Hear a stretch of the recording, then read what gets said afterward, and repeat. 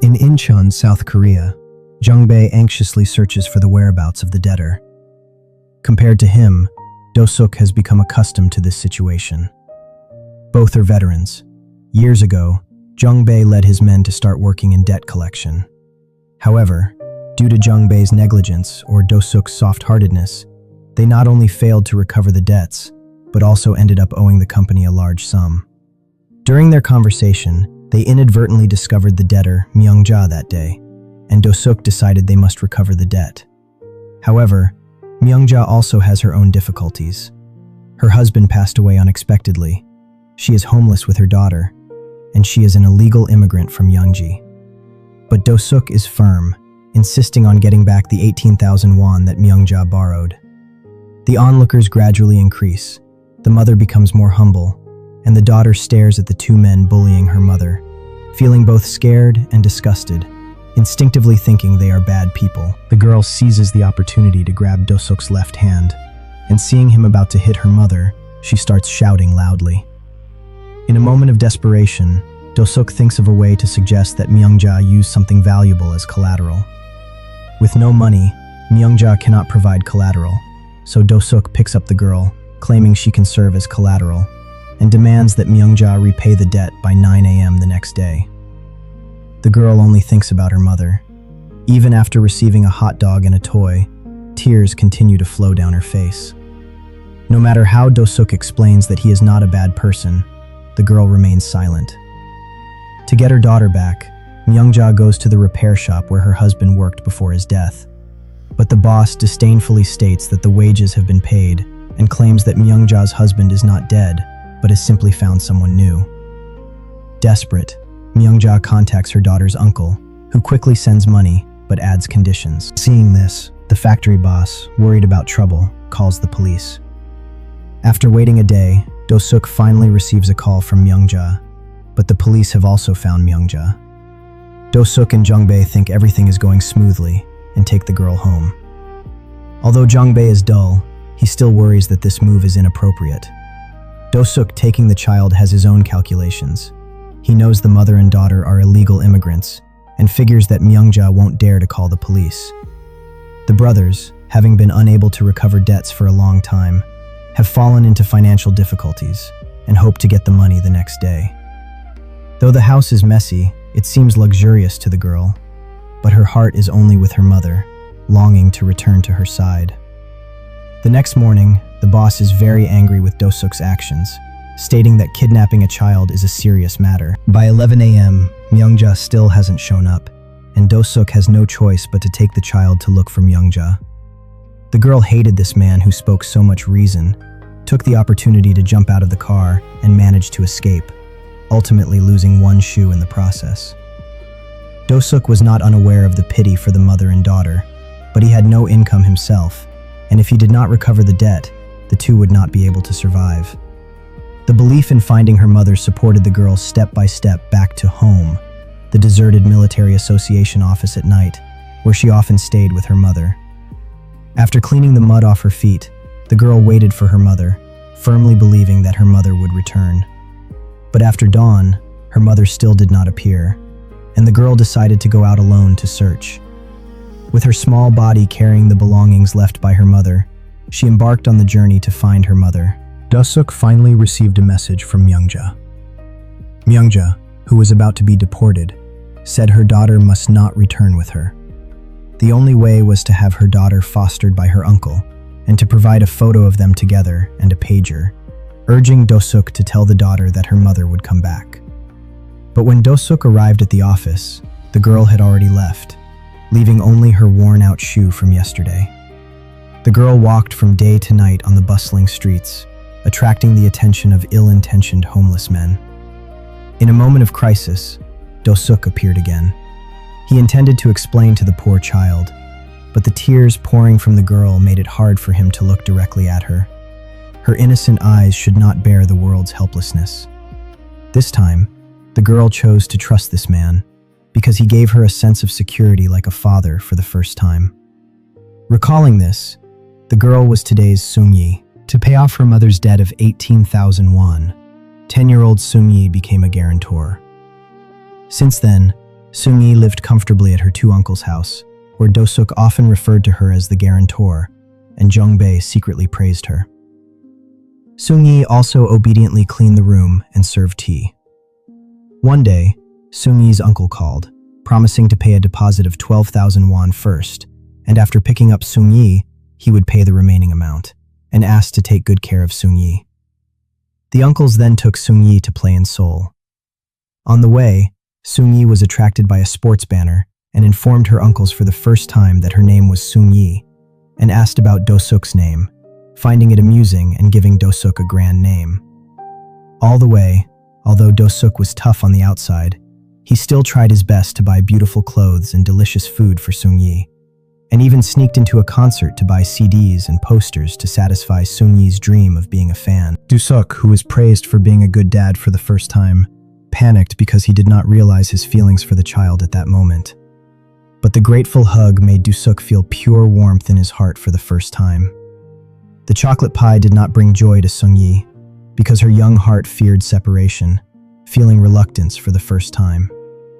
At the time of separation, Do-suk handed Myungja's pager to Seung-yi and bought a second-hand CD player to replace the one the child couldn't use. After the uncle's arrival, Seung-yi had no impression of this unfamiliar relative and did not consider him a wealthy person.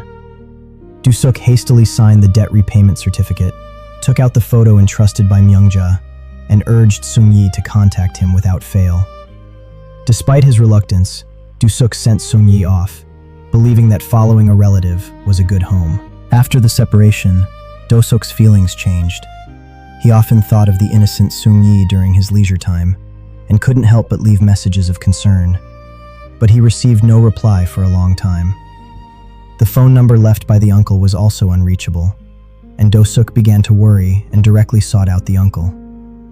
Under pressure, he learned that the uncle had not arranged for foster care, but had sold Seung-yi to a trafficker for 20,000 won, and did not care about Seung-yi's whereabouts. Do-suk was furious, taught the uncle a lesson, and then searched for Seung-yi with all his might. At this time, Seung-yi was sold to a brothel, serving tea and water for the madam every day, and cleaning up the garbage left by guests during the day. Despite being treated coldly and abused, Seung-yi did not yield. She stole a phone and a business card from the hotel, hid in a small room, and left a message on her mother's pager seeking warmth. Meanwhile, Do-suk discovered Myungja's lost pager in the new backpack he brought back, and immediately returned Seung-yi's call. But due to the lack of the Incheon area code, Seung-yi's calls always went to the wrong number. In the hotel, a dancer angered a guest due to harassment, and the guest ordered Seung-yi to clean up. The shards of a thrown bottle cut Seung-yi's cheek, causing blood to flow. Asleep, Do-suk received another page from Seung-yi, remembered the missing area code, and hurriedly left a message explaining. Finally hearing Seung-yi's voice, Do-suk and Jung-bae drove overnight to Busan. Seung-yi, hearing her uncle's concerned voice, cried uncontrollably behind the glass. Do-suk shattered the glass without hesitation to rescue Seung-yi, and the wound on Seung-yi's face also pierced Do-suk's heart. The madam demanded 100,000 won in compensation, and after Do-suk left his contact information, he took Seung-yi away. The two, one with a wounded face and the other with a wounded hand, nestled together for the first time. To pay the compensation, Do-suk painfully sold his car. Although Jung-bae verbally expressed reluctance, both knew that the child had deeply rooted in their hearts. Seeing the note left by her uncle, Seung-yi felt that her uncles were cooler than her idols. Back to the present, Seung-yi hurriedly flew back to Seoul because Jung-bae said there was news about Do-suk. 10 years ago, Do-suk disappeared without a trace, and the two have been searching for a long time. But this time, it was in vain. They searched through all the missing persons named Do-suk, but found no results. Seung-yi misses him for a reason. To heal Seung-yi's injuries, Do-suk used his last savings. To allow the illegal immigrant Seung-yi to go to school, Do-suk persuaded Jung-bae to let Seung-yi be registered as his daughter, even though the child was initially unwilling. Seeing Seung-yi happily eating jjajangmyeon and entering school, Do-suk and Jung-bae gave up on chasing debts, working steadily as delivery men, and improving their cooking skills to raise Seung-yi. Seung-yi repaid them with perfect grades, and the three of them cared for each other for 8 years. Sung-yi worked hard and often ranked first in the school. One day, Myung-ja, who had not seen her daughter for many years, secretly waited for her after school. Seeing her daughter so happy with the debt collectors, she shed tears of comfort and longing, deciding not to disturb them. Sung-yi never disliked Do-suk, who rode a motorcycle.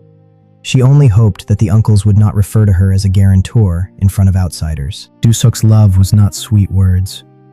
When Sung-yi got drunk at her first social gathering and returned with a boy, Do-suk was about to get angry, but was interrupted by an overseas call. Myung-ja's mother and Yan-ji called, saying Myung-ja had little time left and hoped to see her daughter one last time. Do-suk took Sung-yi to Yan-ji, where Sung-yi had little impression of her hometown, as her closest relative was Uncle Do-suk. But upon seeing her grandmother and her haggard mother, the feelings of searching for her mother from years ago surged in her heart. After nearly 10 years, the mother and daughter reunited. Myung-ja met Do-suk alone to thank him for taking care of her daughter over the years. Back then, Myung-ja did not approach her daughter when she saw her, because she knew Do-suk truly cared for her daughter. As long as the child was happy, she was satisfied as a mother. During the meal, Sung-yi felt her mother avoiding her gaze, and her grandmother also wondered why her mother, who had always worried about her daughter, was acting this way.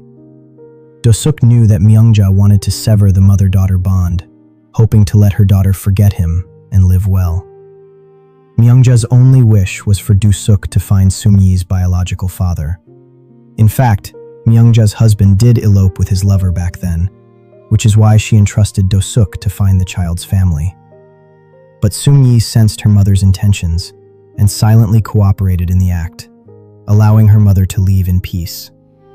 Myung-ja saw her daughter's report cards and the only photo of them together from childhood to adulthood, realizing that her daughter also missed her. This was an unspoken love between mother and daughter. After returning, although Sung-yi was sad, she felt warm inside seeing her uncle still caring for her as always. Seeing her uncle's worn-out shoes, Sung-yi falsely claims a school event, working to save money to buy a gift for her uncle. Do-suk secretly searches for Sung-yi's biological father.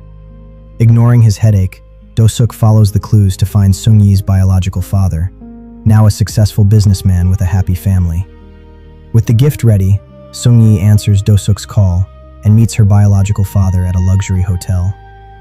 Do-suk, unwilling to face the scene, quietly leaves. Faced with Jung-bae's complaints, Do-suk responds with Jung-bae's reasoning. Although he has raised the child for 10 years, Sung-yi's biological father may be able to provide a better home for her. However, Sung-yi's call of "Dad" melts Do-suk's heart. Sung-yi's kindness has not changed.